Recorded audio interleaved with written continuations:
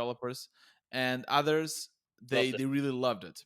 So, what was your reasoning? You'd be like, okay, you try to understand more from this type of group that love the product, and then try to figure out where they were. Was that it? Yeah, 100%. And so like I looked at every website, everything that was uploaded to Tiny, right? And I tried to essentially reverse engineer it. So like you look in the HTML and see sometimes they have like little tags to say this was created by in5 or this was created by this. You try to figure out like how did you question them, like where did what tool did you use to create this kind of thing, or where can I find more of you?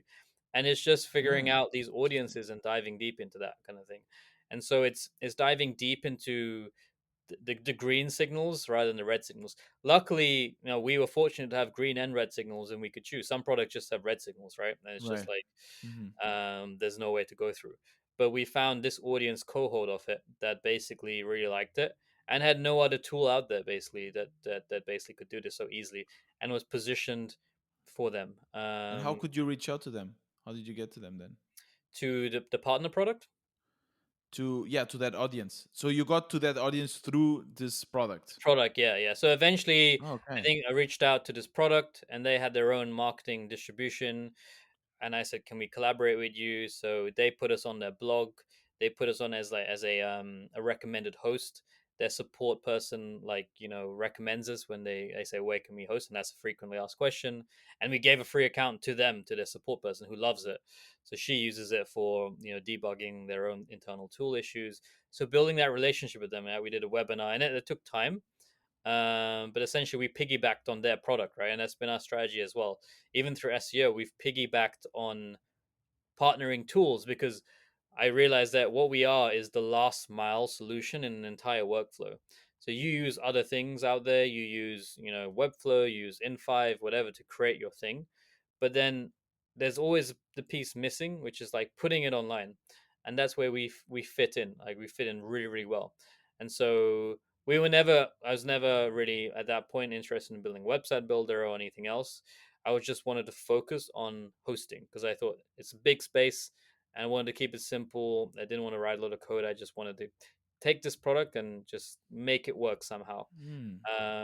And that's the strategy that's just really worked, I think, for That's us for a that while. piggybacking strategy. I've never heard of that. So that's basically partnerships. Yeah, it's partnerships essentially. Yeah, Okay, but, tell me but more about they that. Like, had how do you organize them? How do you? What is a good partnership for you? How do you like give something and get something back? Because for me, yeah especially when you're a small company, it feels that you have nothing to offer. yeah What would you offer in this? and they of course and we were a way smaller audience than they had and so but what we'd offered them was a solution to their problem in a sense that their users had this problem and they were never going to go and build this, right? And we had the solution, the painkiller for them, but we didn't have the audience. So it was just a really good just puzzle that fit. So That's we were so cool. fortunate in that position. So basically, you found you were investigating the websites that people are hosting in your platform, Yeah. and then you figure out that they're using this in5 tag. I actually I Yeah. didn't even Yeah. know Yeah. that this product, but I'm Yeah. not a designer, I guess. It's a So very you niche you product. found Yeah. this, yeah, and you're like, wait, these people are using our tool, TinyHost, to host these in5 products. Let me go directly to in5 and Yeah. tell them, hey, and yeah, tell me about that. Like, how Yeah, that did you was it. reach And out to them? I reached out literally, I think I just cold emailed them. I think I did at some point. And this product, luckily, I think is an indie builder. Hmm. And I wanted to go down the deep integration route where I said, look, can we just literally integrate into the product as a button so you can like technically just deploy? And that didn't work out because of the way we were pricing and it was just too complex essentially. But they said, hey, look, we can put you on our blog post, we can do a webinar. But there's different ways, right? So there's different strategies for partnership and you got to figure out like what people are willing for. At one complete end is like the deep technical integration. So you have a button API integration, and that's amazing. At the least end, it's like blog posts, right?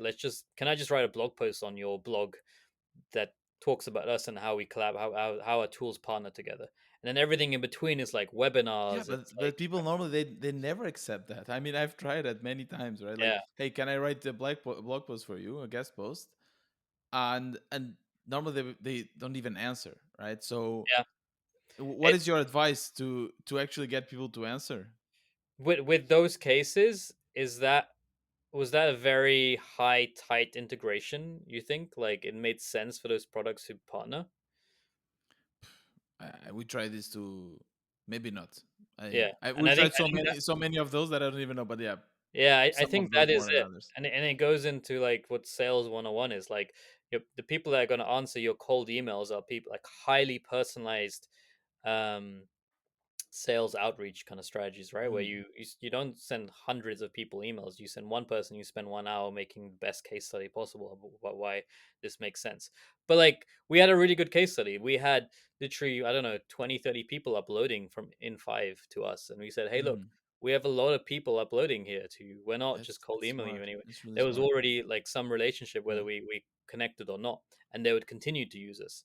And so it was a case where the way we went about this wasn't like let's look at partnerships and then let's figure out who's there. It's like we started with our data, then figured out who is a partner product with that, and then reached out with that case study and the evidence to say, look, That's people are I've using never us. thought of that. Yeah, Did you was that a one time thing or did you do it that with was other probably the partnerships? easiest one we've done. I think other tools out there haven't been kind of as successful. I'm trying to think where we've had such a tight integration. But I think that worked a lot because it also the product was an indie product in some sense. It wasn't a big company in that kind of sense.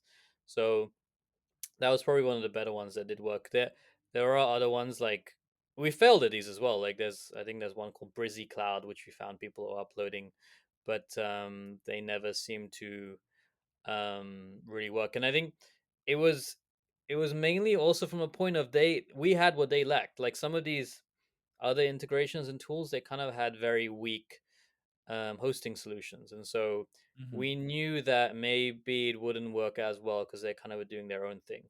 But like these guys just didn't have a hosting solution, and so it just we filled a really good gap that it didn't have. The integration you do is only through webinars and blog posts, or do you Yeah. actually have like an API integration where people can Oh, just click in?